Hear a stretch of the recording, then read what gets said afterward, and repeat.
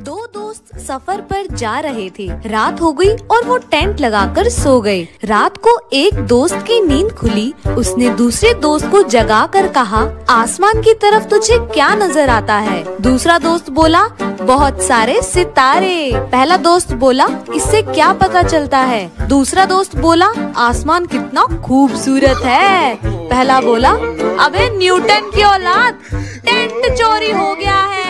तेरी वजह से हुआ सब। नहीं, तेरी वजह से। अरे तेरी वजह से हुआ है। एक बार धनिया एक इंटरव्यू देने जाता है। जब उसका नंबर आता है तो वह डरते डरते केबिन की तरफ जाता है और पूछता है, मे आई कम इन सर? इंटरव्यूअर धनिया को अंदर बुलाता है और बिठाता है। जैसे ही धनिया चेयर पर बैठता है, इंटरव्यूअर उसकी तरफ एक बादाम की पैकेट फेंक देता है और उससे बोलता है, अगर तुमने ये बादाम मुझे बेच दिए तो तुम्हारी नौकरी पक्की। यह सुनकर धनिया थोड़ी देर सोचता है और फिर बोलता है, सर अगर आप ये पैकेट खरीद कर बादाम खाएंगे ना तो आपका दिमाग तेज हो जाएगा। तो इंटरव्यूअर बोलता है, क्या पागलों जैसी बातें कर रहे हो? बादाम खाने से भी कहीं दिमाग तेज होता है क्या? तो धनिया उससे बोलता है, सर एक बात बताइए, 1 किलो चीनी में चीनी के कितने दाने होते हैं? इंटरव्यूअर बोलता है, मुझे नहीं पता। तो धनिया उसको पैकेट में से 5-6 बादाम खाने के लिए देता है और फिर उससे पूछता है, अच्छा सर अब ये बताइए, 1 दर्जन केले में कितने केले होते हैं? इंटरव्यूअर बोलता है, 12 केले। तब धनिया बोलता है, देखो सर हो गया दिमाग आपका तेज बादाम खाते ही, इस बार दे दिया आपने आंसर। ये सुनकर इंटरव्यूअर बोला, सैलरी कितना लोगे धनिया? दोस्तों, एक महिला ने अपने जन्मदिन पर 5000 रुपए खर्च करके फेसलिफ्ट कराई। घर लौटते समय वह एक साड़ी की दुकान पर रुकी और दुकान से जाते समय उसने युवा दुकानदार से पूछा, भाई साहब क्या आप मेरी एज बता सकते हैं? दुकानदार बोला, मैडम आपकी एज लगभग 30 साल होगी। महिला ने कहा, नहीं मैं वास्तव में 40 साल की हूँ। इसके बाद महिला एक रेस्टोरेंट में गई और उसने वेटर से भी वही सेम प्रश्न पूछा। वेटर बोला, आप लगभग 35 साल की होंगी। महिला ने मुस्कुराते हुए कहा, नहीं मैं 40 की हूँ। महिला जब बस स्टॉप पर गई तो उसे एक बूढ़े अंकल दिखे। उसने अंकल से भी वही सेम प्रश्न पूछा। अंकल ने महिला के सामने एक शर्त रखी। उन्होंने कहा कि यदि मैंने आपकी सही एज बता दी तो आपको मुझे 400 रुपए देने पड़ेंगे और यदि मैंने गलत बताया तो मैं आपको 400 रुपए दूंगा। महिला ने सोचा मौका अच्छा है, उसने शर्त मान ली। अंकल ने कहा, आपकी एज 40 साल है। महिला ने हैरानी में पूछा, लेकिन आपने मेरी सही एज कैसे बता दी? अंकल बोले, मैडम पैसे निकालो, मैं तो उस रेस्टोरेंट से ही आपका पीछा कर रहा था। बहुत समय बाद मेरी आंखें खुली और मैं कोमा से बाहर आया। नर्स ने मुझे देखा और बोली, ओ तुम्हें होश आ गया।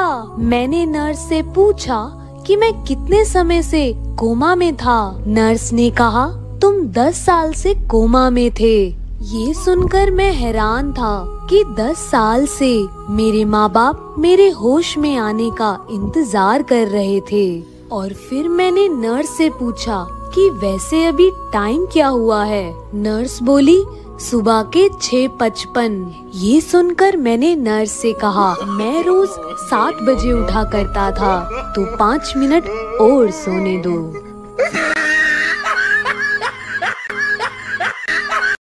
वकील ने अपने घर के आगे एक पोस्टर लगाया, जो कोई मुझे कोई अलग बात बताएगा उसको मैं 10,000 रुपए दूंगा और उस बात का मुझे पता हुआ तो 5,000 रुपए लूंगा। बहुत सारे लोगों ने कोशिश की। लोग उसको कोई भी बात बताते, वो उनकी बात सुनकर कहता, ये बात तो मुझे पता थी, और उनसे 5,000 रुपए ले लेता। बहुत दिन ऐसे ही चलता रहा। वो बात सुनता और कह देता, मुझे ये बात पता थी, निकालो पैसे। फिर एक दिन वहाँ एक लड़का आया और उसने कहा कि मैं आपको एक ऐसी बात बताऊंगा जो आपको नहीं पता। वकील कहता है, बताओ। लड़का कहता है, आपके पापा ने मरने से पहले मेरे पापा से 50,000 रुपए लिए थे और अभी तक नहीं चुकाए। क्या आपको ये बात पता है? वकील ये सुनकर परेशान हो गया और सोचने लगा, हाँ भर दूं कि मुझे पता है तो 50,000 रुपए देने पड़ेंगे और ना करूँगा तो 10,000 रुपए देने पड़ेंगे। यहाँ तो इस लड़के ने मुझे दोनों जगह ही फंसा दिया। तो दोस्तों, कभी भी खुद को इतना समझदार मत समझो कि दूसरा आपका मजाक उड़ाए।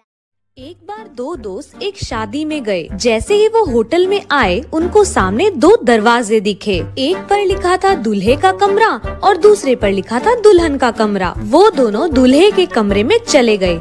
अंदर जाने के बाद वहाँ उन्हें 2 और दरवाजे दिखाई दिए। एक पर लिखा था दूल्हे के मेहमान और दूसरे पर लिखा था दुल्हन के मेहमान। तो वो दोनों दूल्हे के मेहमान लिखे कमरे में चले गए। वहाँ अंदर जाने के बाद उन्हें 2 और दरवाजे दिखाई दिए। एक पर लिखा था तोहफे के साथ और दूसरे पे लिखा था बिना तोहफे के। क्योंकि वो दोनों कोई तोहफा नहीं लाए थे, इसलिए बिना तोहफे वाले कमरे में चले गए और अंदर जाने के बाद अगले ही कदम पे दोनों होटल के बाहर निकल गए। तो दोस्तों, अगर शादी में बिना तोहफे के जाओगे तो आने वाले टाइम में यही हाल होगा।